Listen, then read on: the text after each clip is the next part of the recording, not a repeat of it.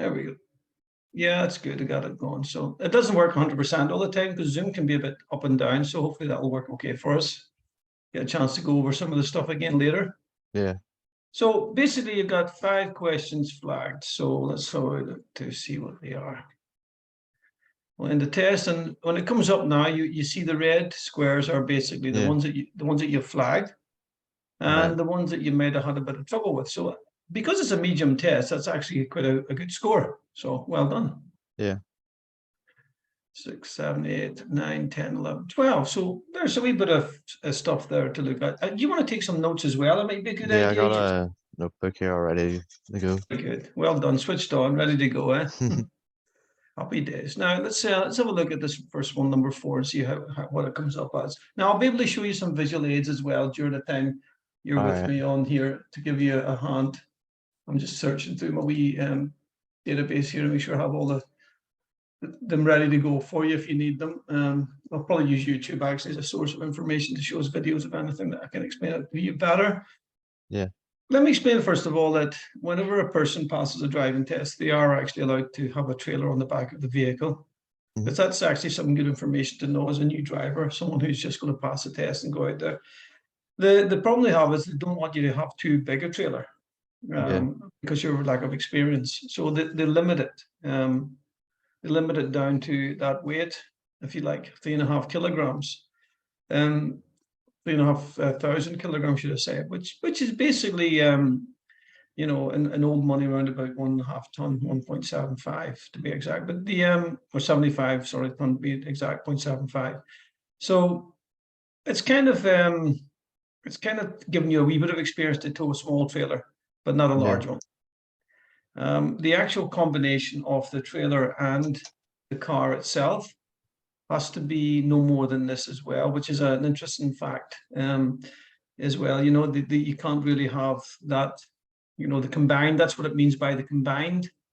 See how it says your trailer and load combined cannot weigh more than 3,500 kilograms. You're actually only allowed really to tow, you know, a trailer will probably be limited to about 70, you know, 750, 7.5. Because when you think about it, the weight of a car is quite a lot. So when you add the trailer to it, you know, it's not very hard to go over 3,500 kilograms. Trust me. So if you wanted to throw a slightly bigger trailer, then I suppose you would need to do the calculation, see what weight your car is, and then you would weigh it out. There is places and facilities to do that. We might pass it in Larne. Sometimes it's called a weighbridge. Yeah. That's what you do with that sort of stuff. You can do it.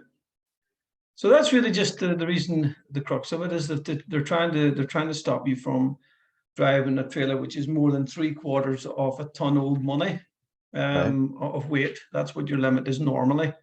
But the legal side of it, just to be clear, is that the car and the trailer combined, the maximum weight it can be is new money, if you like, 3,500 kilograms. Well, there you go. So that's the information for you. So you went for your trailer towing wheel combined cannot weigh more than that. So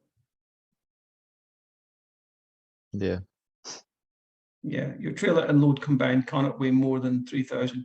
The question you've answered, your trailer and towing wheel combined cannot weigh more than 3,000.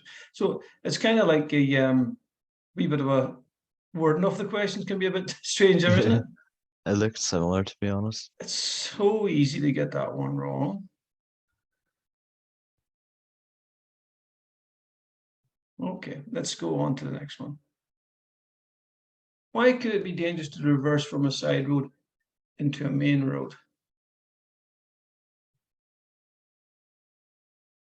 Now you can see the answer. You obviously the green arrow tells you the correct answer you should have given. The answer you give is your reversing lights will be hidden. Yeah, I'm starting to realize that now. Like, yeah, it's a kind of an awkward question. This is why they're the medium level. They're all sort of they're not easy questions, to be perfectly honest with you. I mean, that trailer one, I don't know anyone who would get that one right. like I don't think. see the way I was thinking of that one. This one here. I thought it would be like it'd be like no, like say like it's like a main road. Mm-hmm. I wouldn't have thought it'd be like no like any buildings nearby, if you know what I mean. Yeah, well, I mean, to be perfectly honest with you, right? You should never really reverse from a side road onto a main road. Yeah, So the question's kind of silly in some respects to that. You know, why could it be dangerous to reverse from a side road into a main road? Well, it's just not good because the main road will have vehicles traveling at a speed which is, you know, a lot higher. Sometimes it can be 40 miles an hour on a main road, for example. And a side road, they're turning into them, so basically they won't see you until the last moment. yeah, it's not giving them So time to so think. no, so what we normally do is we normally reverse, don't we? When we do a reverse, I'll do a little diagram to show you here. So it goes like this here. So if this is us here, Right, what we do is we come across the road, first of all, to here. And this is a side road. This right. isn't the main road. So we reverse from the main road into the side road. We don't do it the other way around. For the reasons what we talked about, and your visibility is quite bad, and at this point, definitely. But if that was a very, very busy road, and you were reversing from a side road onto a main road, it's actually quite dangerous. So the reason what they're saying there is just to clear that wee diagram. Then, why could it be dangerous to what could it be dangerous to reverse from a side road into a main road? Well, the correct answer is quite simply this: it's very hard to see, and therefore it's very dangerous. So your view will be restricted. All right, now, Get you. yeah, so that's basically what that's more or less just saying it's dangerous. Yeah, That they should, if they just said that it would be dangerous to do so, that would be a good answer. But what they've done is, why is it dangerous to do so? They're asking the question why, and this is where the apps don't really address. They don't address this type of question because this is more like a comprehensive question where you actually need to understand. It's not just the reason why it's dangerous to reverse from a side road, a main road, from a side road on the main road. It's not, not a simple answer is no, you don't do that. right. They want to know why. Why is it dangerous? If you see what I mean. Yeah, So that's why this little these questions catch people out, and they are on the theory test questions like this where they're not just asking you the blank answer of you shouldn't do it because it's dangerous. They want to know why is it dangerous and how can it be prevented, or should who, what, where, when, why. They use these sort of words to describe the answer. So your view would be restricted is the reason why it's dangerous, if that makes sense. yeah, Okay, so yeah, you have to think a wee tiny bit more into the question when they ask them. So what should you do if you start to feel drowsy while you're driving on a motorway? Which is a very common experience because usually when you're on a motorway and you're on your holidays, you're driving a long distance. Guess what? You get bored on a motorway. You can get yeah. tired. You can be sleepy. And so yeah, I there's a think couple of on one of yeah. the questions, I think it might have been this one. I was like, want to go back and check, but it didn't let me. Oh, and let you go back and check on it. All Yeah, right, fair enough. Yeah, it's a wee bit of a fault with the program sometimes, unfortunately. So what should you do if you start to feel drowsy while you're driving on a motorway? It's sort of giving you the correct answers. Open a window and stop as soon as it's safe and legal. So yeah, what they're saying is you don't pull over onto the hard shoulder unless you're really feeling ill. It's only saying you're starting to feel drowsy. yeah, You see, it's not. Again, this is one the question how they trick people. That this is how they trick people in these tests, which is annoying for me actually because you have answered the question correctly, right? First of all, you've kind of thought to yourself, I don't feel very good here driving the car. I feel a bit dangerous because I'm sleepy. Guess what? I'm going to pull over to the hard shoulder because that's where the emergency lane is, and that's where I can get a chance to yeah, get my thoughts together, right? So you haven't really said anything bad here. This is not really a terribly wrong answer because what's caught you out here is the wording of the question. If I put a wee yeah. line underneath it, That's how I think it. yeah. If you look at this here, what does it say? Yeah. If you See, start to feel drowsy, I literally only just seen like open a window. I didn't like seen like the second part of it. that's it. This is why we have to be careful with this theory test, because this is what they do. You've got to look at the question and see if they're looking for something more. And the hard shoulder is a good answer, trust me. Stop on the hard shoulder. But what I said is stopping hard shoulder for a sleep. That's not a place that you want to be lying having a sleep. Because, well, as I'm experienced in teaching lorry driving as well. And one of the things that lorry drivers do, they do have a little sleep sometimes, but they do it by mistake when they're driving. Yeah. And unfortunately, that could lead to them drifting into the hard shoulder. I'll maybe show you this here, actually. And you'll see what I mean. That's another thing, is I'm blocking emergency vehicles as well. Yeah, well, I mean, this is you mean emergency vehicles use them, but technically speaking, what happens on a road is sometimes I'm going to just show you this here for a second, and you'll see what I mean. See what happens when you drive lorries, right, for long distances. You could be driving for up to 4.5 hours, and you're meant to take a break, right? But sometimes it's not happening like that for whatever reasons. People don't do the breaks, or they get tired, or they just didn't get a good break and didn't get a good rest, and then they end up going driving. So I'm going to share the screen for you, and you'll see what I mean by this this very common occurrence. And on the screen, just to preempt it, you'll see on the left-hand side. Can you see it okay now? Yeah, I can. You'll see it on the left-hand side. This is the hard shoulder here. Right. All right. It's a dual carriageway motorway. It's got a barrier in the front. So the problem is, watch what happens with the driver of the lorry when he has a little sleep. He's drifting. Look. See him drifting? Yeah, he's driving all over the place. He's all over the place. Now he's fell asleep. He's just went to sleep. Now look where he goes. Oh, jeez. Now, so here is the answer to your question. Why should you not stop in a hard shoulder and have a sleep or take a break when you? Yeah, does that make sense? What happens? Yeah.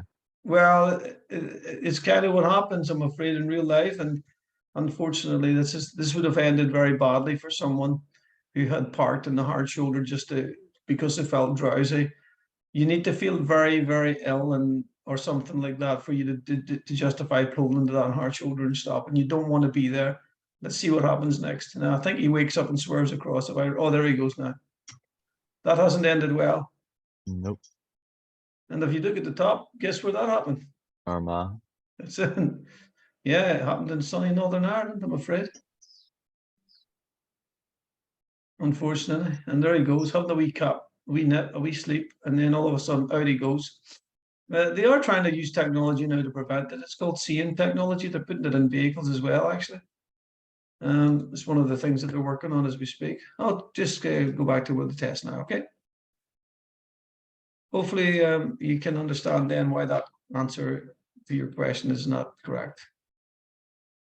So open a window and stop as soon as it's safe and legal. Yeah. So what they mean by stop then is to go into one of those little service stations. Yeah, there's places, refuge areas, places for you to come over, for you to go and get a cup of coffee and chill out a bit, and maybe have a cat nap for 5 or 10 minutes before you continue with your journey. Because it's sometimes enough, actually. A 5 or 10 minute sleep is sometimes enough to get a person, back on the track again, and so that they're actually, they're good to go. Yeah, that's a good idea. Just maybe 5 or 10 minutes. That's all you need sometimes. Let's have a look at the next one. So what will happen if you hold the clutch pedal down or roll in neutral for too long? Well, we don't have a clutch pedal, so we don't drive. We don't drive a dinosaur. True. Yeah, we leave the dinosaurs to the cave people. Anyway, so we got no clutch, but we still need to be able to answer this for the theory test. So what will happen if you hold the clutch down? Pedal well, basically what you've done when you do that is you basically put the car in the neutral, like if you put it in the neutral in the automatic, it would be the same thing. The car would just run like as if it's a bicycle going down a hill. So yeah, you don't want to leave anything in neutral. So the same clutch, it does give you the two options there. It says clutch pedal down or roll in neutral. So you can't roll in neutral in an automatic. and they would have the same effect. The car would just come down a hill very, very fast with no braking, engine braking taking place. In other words, a bit like eco mode switched off, except it would go very fast. So yeah, you would cause the engine to overheat. It possibly could do that actually, in some ways, because it's not getting the proper fan to cool it down. Yeah, it's possible, but more likely to be the other one, because yeah, your controls reduced so badly, because it's flying basically. You're just basically being cut loose. You've got no control. Your car's just loose all the way down the hill, and it's got no resistance to help slow it down. You might have been thinking about brake fade now as well. Have you heard of brake fade before? Not really. Well, brake fade's basically whenever your brakes get too warm. That's Right. what you might have been thinking when you said overheat, because that if you go down a hill with your clutch in or with it in neutral, what happens is the car or vehicle doesn't get any resistance or any help to slow down with the engine, which keeps it under control, if you like. Keeps the car under control when you're in a gear. It doesn't let the car go any faster than the gear that it's in. Whereas if you have the clutch down or in neutral, there's no gear at all. So the car's got no resistance, and therefore your braking is much less efficient. And that's when you would actually have a situation where your brakes could overheat coming down a steep hill, and using the brake for long periods of time with no resistance going down a steep hill will cause them to go from being very warm to red hot, and on some occasions white hot, when they would disintegrate and basically crumble, which is the worst case scenario. And that has happened actually in history, with very severe road accidents on very steep downhills with heavy vehicles usually, or with vehicle traveling too fast. So it's worth bringing it up that you're going down a hill, you don't ever want to have your clutch in, and you definitely don't want to have it in neutral for a couple of reasons. But the main reason being, it will reduce your control overall. Right. Is that all right? Does that all make sense? Yeah. The brake fade thing, I think, is what they're aiming at here. Yeah. They're not saying brake fade. They're not saying brake problems. They're just using the word control. Because the car will lose different ways of losing control, but the main thing of losing control for me would be the resistance on the braking, and that's obviously the most important control that you never want to lose, is your braking ability. Do you? Ain't good. You want to have brakes at all times. That's true. You better believe it. Yeah, no parachutes. You see, no parachutes or anchors to throw out the window. So I have to rely on that wee paddle down there. And yeah. Here we go. Next question. So why could it be dangerous to keep the clutch down or select? Oh, same question actually. They've just worded it differently.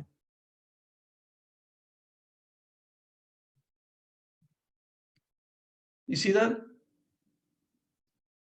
Yeah, I can. Yeah, it's the same question, isn't it? Yeah. Except it's give the answer that I hinted about. You'll have less steering and braking control. Yeah, so lots of control in steering and braking. So you happy enough with that one? Okay. And Yeah. and I think you've answered it. Engine damage maybe because you're thinking about the same thing with the heat. Yeah. I think that's why you've marked that twice. Yeah, you were thinking about heat. You see, and I can see that. I can see why you would do that. So, but just try to focus on the fact that it's going to be steering or braking for loss of control with when you do the wrong thing by pressing the clutch in, or yeah. At an incident, a casualty isn't breathing. That's not good. So what should you do while helping them to start breathing again? Okay, so you went for put them onto their side, which is a good answer in some respects. Yeah. I'm starting to have second thoughts on this one because yeah, but whenever I remember you should really touch them in case they have a spinal injury or something. I hear you, and that's a great answer because you're getting all sorts of things that are going on in your mind now about moving them and touching them and all this sort of stuff when they're injured. And I totally get that, and that is definitely where the word they use it triage in the medical word, but on arriving at the scene of an accident, one of the most important bits of information I can give you, and that is you'll have to take a moment to assess the situation. You know, this one is telling you already, the question is telling you at an incident, sorry, a casualty isn't breathing. So they have kind of give you that, this is what you would do when you arrive at the scene of an accident. You would look to see what the situation is with the people who are involved. Yeah. And you have to look, first of all, to see if there's anyone not breathing or who's going to be in immediate danger, without becoming a casualty yourself, of course. In other words, someone, for example, who's holding an electric cable, who's being electrocuted, if you go to touch them, that electricity passes on to you, and you become a casualty also. You're not going to help anyone if that happens, are you? It's like putting yourself in danger as well. Or running into a burning vehicle to pull someone out of it. And worst case scenario, that's not going to work well for you either. I mean, and that's not going to help anyone if you end up incapacitated. So there's a lot of things to think about when you come to an incident. And this one has given you some clues about what they want you to think about. Apart from what I've said already about not becoming a casualty yourself, which I think is one of the most important parts as well. If the casualty is not breathing, then you have got to get them breathing again, if possible. So everything else goes out the window. Yeah. Everything about scared to move them, all the rest of it. Once you've made sure you're not going to become a casualty yourself and protected the situation the best you can. In other words, if you don't have to move the person, you don't have to move them out of danger. But if they're not breathing, you've got to get them breathing again, or they're not going to make it. So that's the other thing. All right. So roll them onto their side is a technique which is used, which is called the three-quarter prone position. And the reason why you do that is to keep their airways open and keep them breathing until the ambulance or emergency services would arrive to help you. Yeah. So by rolling them onto their side in a specific way, you can open the airways as well and keep them safe and breathing. And so they don't swallow their tongue, technically. Yeah. Or become restricted in their breathing. So what they mean by then open the airway. Do you know what they mean by that? Open their airway, like is it like giving them mouth? Okay, so yeah, you're on the right track. I'm going to just show you a little video on that.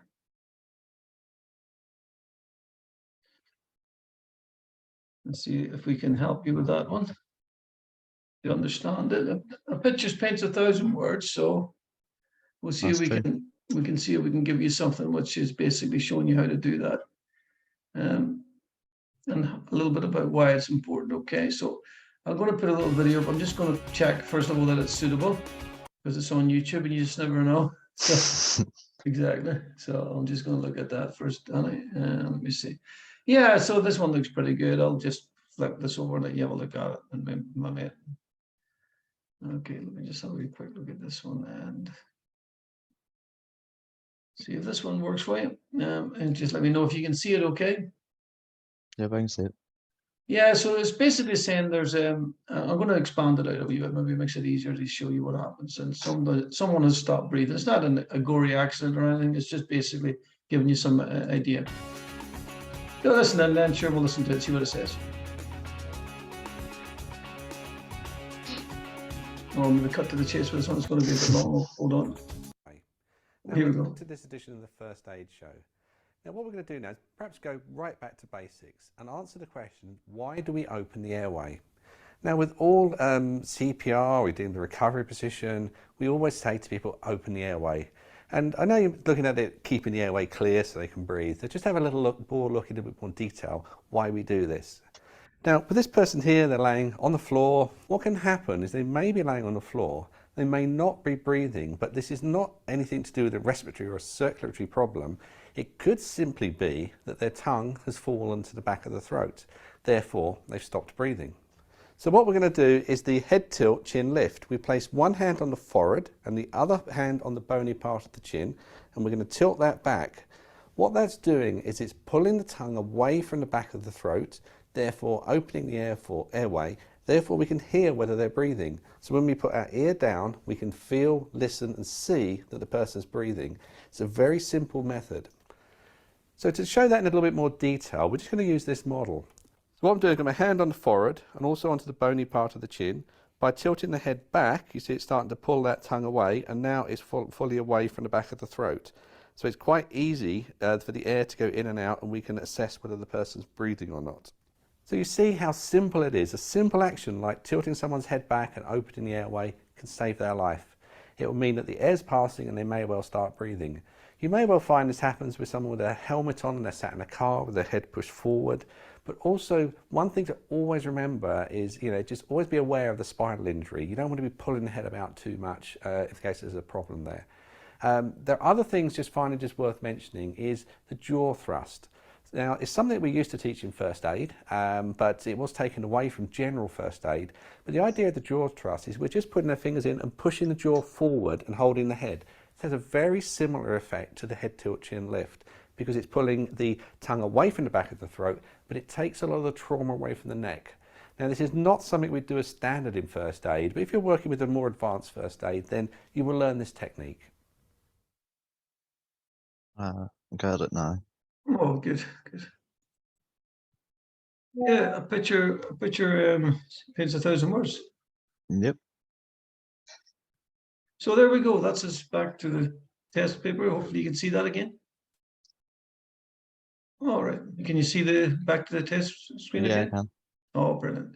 Okay, 22 then. How much more fuel will you use by driving at 70 miles per hour compared with driving at 50? Well, I suppose if you think about it logically, if you're going to use a lot more energy, that will mean you're going to go faster. Yeah. So you're going to use more fuel. So, I mean, you'll get there quicker, right? So, I mean, it's like EVs are a good example of that. I mean, if you press an accelerator to the floor in an EV, you'll go very quick. If you're on a motorway, you'll go really fast, right? But you'll use a lot of energy up. So you'll get there quicker, but it will have cost you more. And that's it in a nutshell. Yeah. So be surprised to find out that it's actually 15%. I would So thought. yeah, I know you thought it would be more, didn't you? But I mean, it's kind of like it's just how much more fuel will be used by driving at 70. So compared if you were driving at 50, so 15% more fuel. So that's it's quite a lot, to be honest with you. 50% more is, it's a large amount really. And for the difference in speed, for example, is only 20 miles per hour. Like, it's like you're not going to get there that much quicker, but it's going to cost you a lot more money. Yeah. And at the end of the day, that's what it's all about with driving these days, is try to save as much cash as you can by driving at a speed that is not burning up all your money, basically. To get there an extra 5 minutes early, but it costs you an extra £3 or £4 maybe, and maybe more if it's a longer journey, obviously. So yeah, it's like anything in life. If you go fast, you'll get there quicker, but you have a tendency to burn out. Yeah, so you better be slow and steady. Slow and steady wins the race, right? Yep. So 15% more fuel if you drive quicker. So yeah, over a period of a year, if you did that every day, it'd be enough to pay for your insurance car, for goodness sake, and today's fuel prices. And it's a big number in mathematics, but it would depend on how many miles you're doing a year. Like if you're doing 12,000 miles a year, for example, and you continually drove faster, at fast speed every day, going to work and back, that would mount up to like maybe £10 a week or something, which is £40 a month then. And it's simple maths, but at the end of the day, that could nearly pay for your insurance over the year. So there is a lot of common sense attached to driving at a speed that's steady, and constant, not up and down, up and down. A constant speed will always be the best fuel consumption, not something that's continually been altered by going heavier or faster. All right, my mate, there we go. Yep. That's pretty good. That's a good question, that one, actually, and it's a hard one. And And I would think that most people would get it wrong, so you're not on your own with that. And you're right to have flagged it as well, so well done. Being brave, flagging them is good because that means I can give you the best answers if I can to try to solve the problems of these questions. In order to supervise a learner, so in other words, to go out with someone, teach them how to drive. You don't have to be a driving instructor, by the way. Anyone can. So you just have to have a full license of the same category of the vehicle to take them out. In other words, if you want to teach someone to drive a car, you have to have a car license. True. So the other thing is they want you to be a wee bit older. 21 is the minimum age, basically. Yeah. So you pass your test for what, 3 years then? So you pass your test 17, probably 21 is going to be the reason you've got 3 years experience then, haven't you? So That's true. not inclusive of the age you start at. So yeah, about 3 years minimum experience, I suppose it's what they're after. You've got a 4 there, hopefully. So that'll be, yeah, you've got an experienced driver sitting beside you and be able to give you the correct answer. So you went for they have to have dual controls. No, they don't. So basically anyone can go out and teach someone how to drive. As long as the insurance is covered for that purpose. You know, your insurance has to be adjusted to suit for someone learning to drive a Kia. Yeah. So yeah, happy enough? Yeah. Okay, let's look at the next one then. 28. What will help you keep your car secure? No, I don't think we have any of these vehicle watch schemes in NI.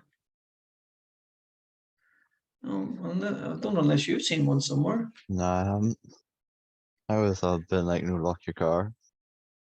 Yeah, well, yeah, that didn't give you that answer, did it? So that would have been an Nope. easier one. Garage or something. Putting it in a garage is probably Yeah. my best advice to someone if you can do, or park it under a street light. Park it Yeah. somewhere where it makes it not easy and dark for someone to break into it. Yeah, so I mean, so being a member of a vehicle breakdown organization is basically for breakdowns. It's got nothing to do with security.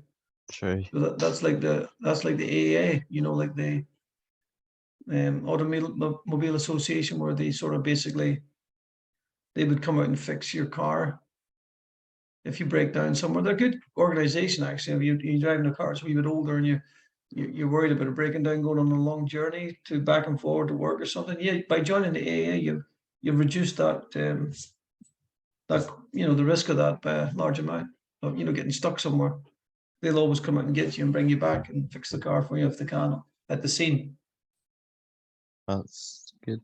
Yeah, they're good. I would advise them actually if you're driving a car which may be out of the vehicle warranty of the car, which Yeah. most first cars are. I mean, my first car, you had to push it to start it. So yeah, good exercise. It was better than going to the gym, you know. Yeah, or park on a hill, which is handy. Bit embarrassing when you go to pick your mates up and say, "Look, do you live near a hill?" Why? Well, just if I want to use my car, you're going to have to live near a hill. All right.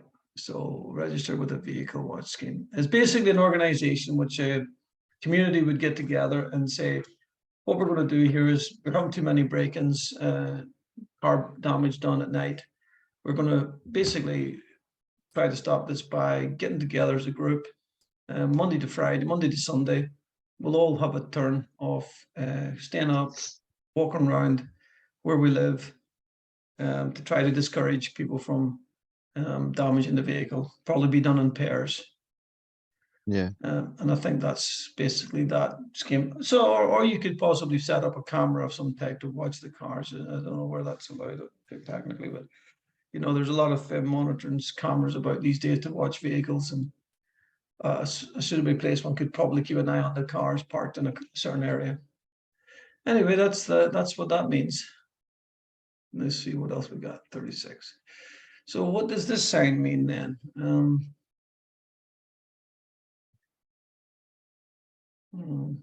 You went for pedestrian zone, no vehicles. Well, this sign, right? Just so you know, first of all, what kind of sign is it? I'd say one of those warning signs. It's a warning sign, isn't it? So it's telling you of something that's up ahead. Now, I want you to remember very carefully for me the word ahead.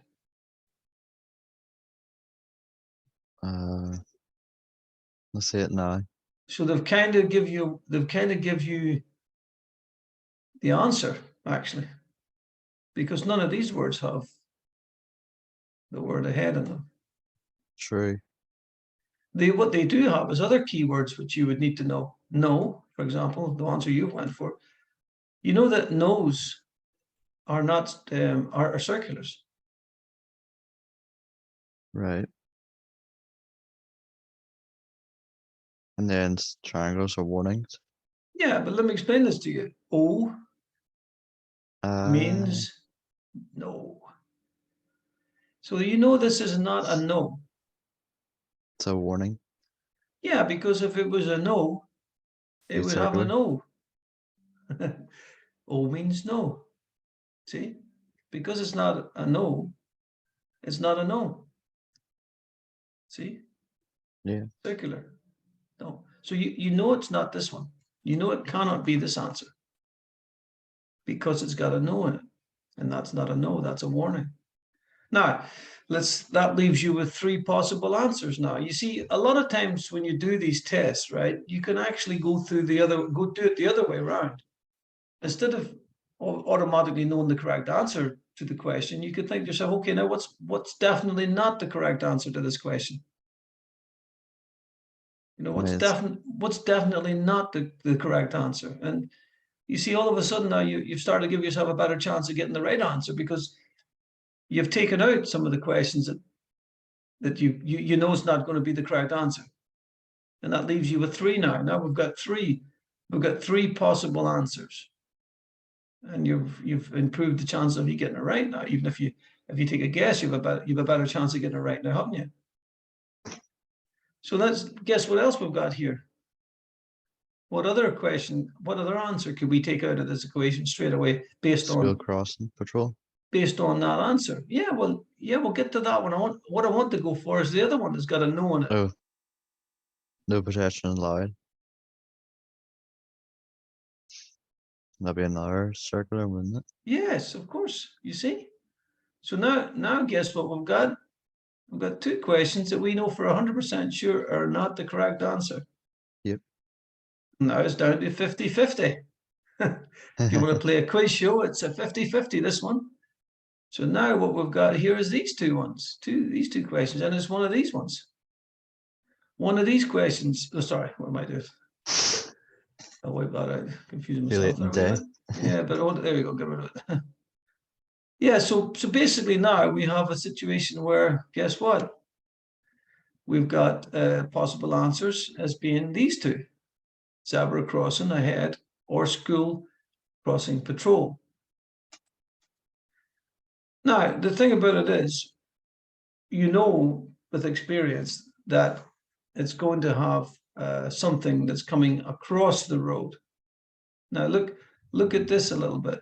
You see, it's coming across the road, so you kind of know it's going to be something to do with pedestrians, right? Whenever you see this crossing, whenever you see this dotted line, it's going to be something to do with pedestrians crossing the road. And this one in particular, they put on the dotted line to represent the old zebra crossing. The zebra crossing is the ones that has those beacons, the big black and white beacons that stick up in the air. Now, a school crossing patrol will have a sign like a lollipop. We call them lollipop men and women in the old days. Yeah. Would you still call them that now? I think so. I mean, I would have thought so. I think we would call them that. You know, I think so. I mean, I used to always call them that anyway. And I'll show you what they look like, because we all had them at primary school. I mean, I did. We all had them. You can take that to the bank, because there was always somebody there who's a jolly person in the morning who's trying to cheer you up as you're going to be tortured by a teacher. Yeah, we know about this, don't we? This is every child knows that feeling. Oh, the jolly person taking me into school. Can you see this now? Yeah. Yeah, so basically we have this the sign, though. That's what I'm after. Yeah, I do see that. That's what that looks like. Now that's why we called it the lollipop woman. Because it's shaped like a Man. lollipop. Yeah, we called them that because guess what? That's They're what like they had. lollipops. That they had a big circle on it. So it's another circle, isn't it? So what we're looking for now is a zebra crossing.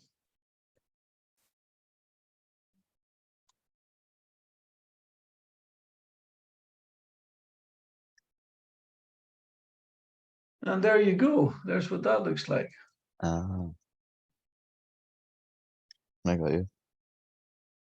Exactly. There you go. It's a crossing. It's someone crossing the road, but there's what it looks like in real life.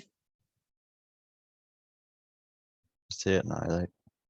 Ah, okay, it's always there's those beacons actually. Yeah. They get named after the Belisha beacon, I think is its proper, it was its name originally. That's what they called it. Anyway, let's go back to the test then and see what else we got. Yep. So you're happy enough now with this one, you know a little Yeah, I bit do. about it. That's good. Now this one catches people out because it's something that you don't expect really, and they've got all these numbers on these signs, haven't they? Yeah. I sort of 25. guessed this one, to be honest. Yeah, I know. Most people would actually. So we got Nottingham, A52. That's the A52 is representative of the road. A is a class A road or a class B road. A is a better road to drive on than a B one. B is normally bumpy with lots of potholes in it. And they all have potholes in them these days. But anyway, this one in particular has got is a good road. It's a class A road. So yeah, it's a good road, this one. A52.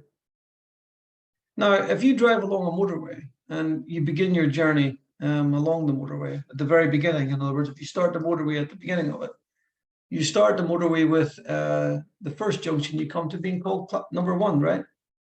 Right. And the second junction you come to will be called number 2. So guess where you are? 25. Yeah, well, you're probably not at 25 just yet. Be 20, between 24 and 25, probably. Yeah, because guess what? In half a mile, you're You'll coming be to at junction. that junction. And the reason why they do this is so that you get the heads up. And so you're driving along the motorway and you think to yourself, oh, ready. I'm looking for Nottingham. And it's on my sat nav, it's saying junction 25. And hopefully that's it then. So you know where to go and you prepare yourself and you're looking for the road that takes you off the motorway, which is called what? Do you know what they call that? The road that takes you off there's a road, there's a name they give to it. Is it a junction? Called the slip road. Oh, yeah. Or sometimes they call it a deceleration lane.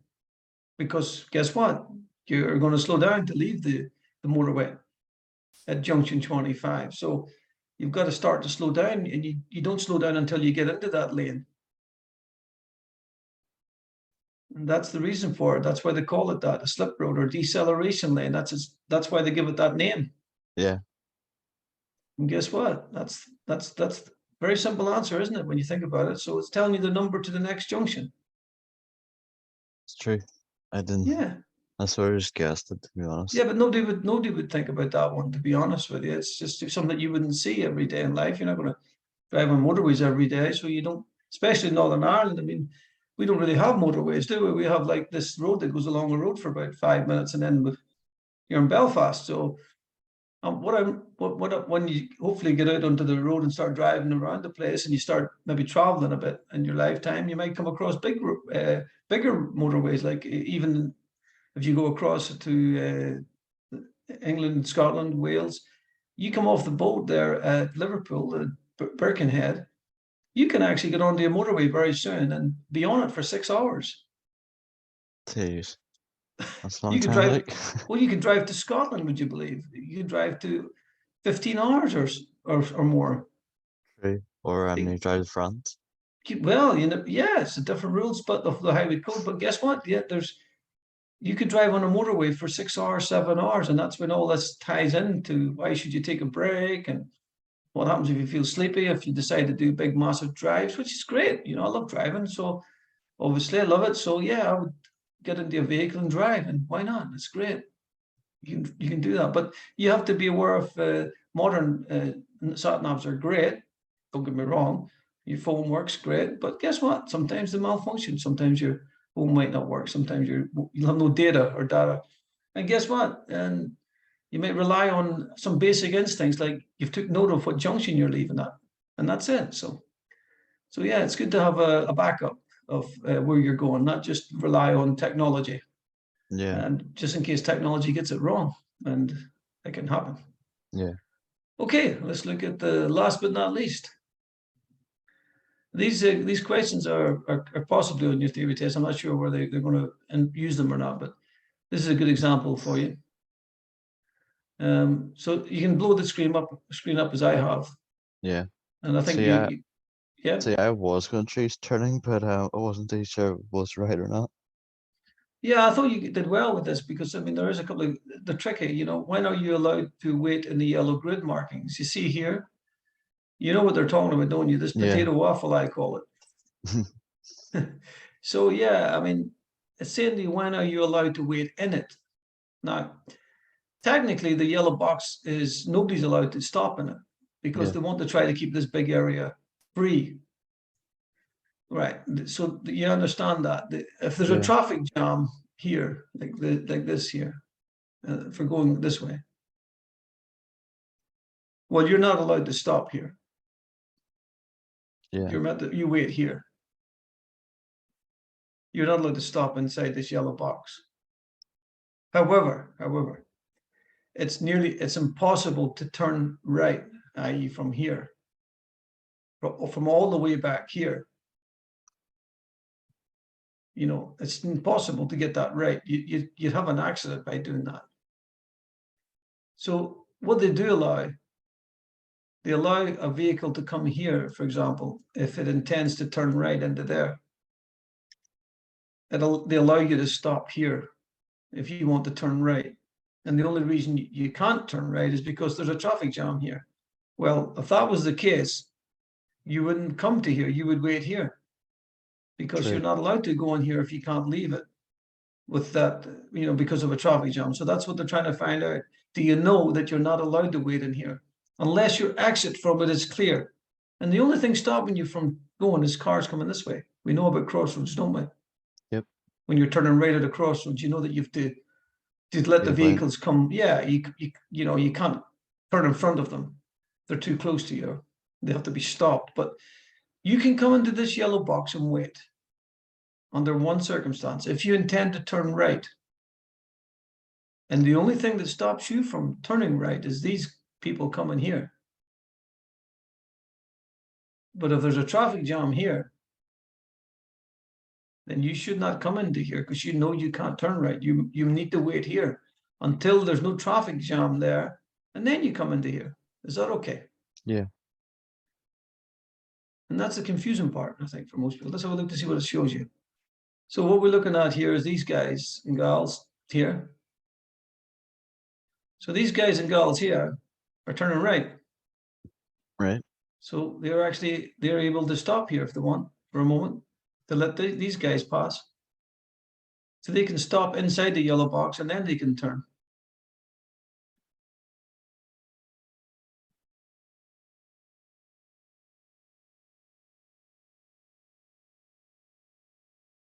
See? Yeah. They're them waiting there. See? See Yeah, this they guy see. waiting here? He's waiting here to let these guys pass.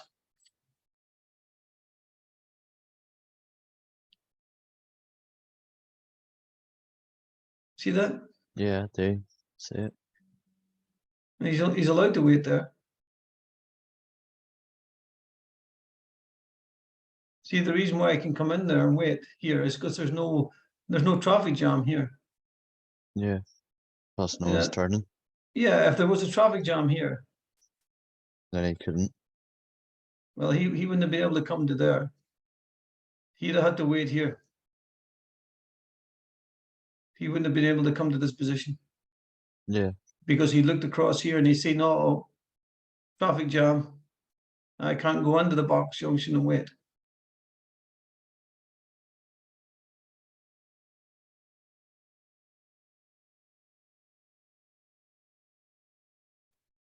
Yeah, I do see it.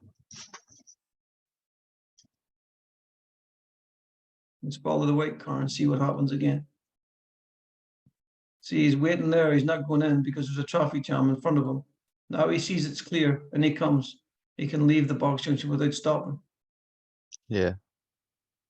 Okay, what was the question again? So when are you allowed to wait in the yellow grid markings? When you are turning right. Now it doesn't give you the full spiel. It doesn't say when you're turning right and prevent it from doing so by oncoming traffic. It's just giving you a very bland basic answer there. When are you allowed to wait in here? When you turn left. When you're turning right. Right. When you're sorry. turning right and nothing stops you from doing so, is traffic coming towards you.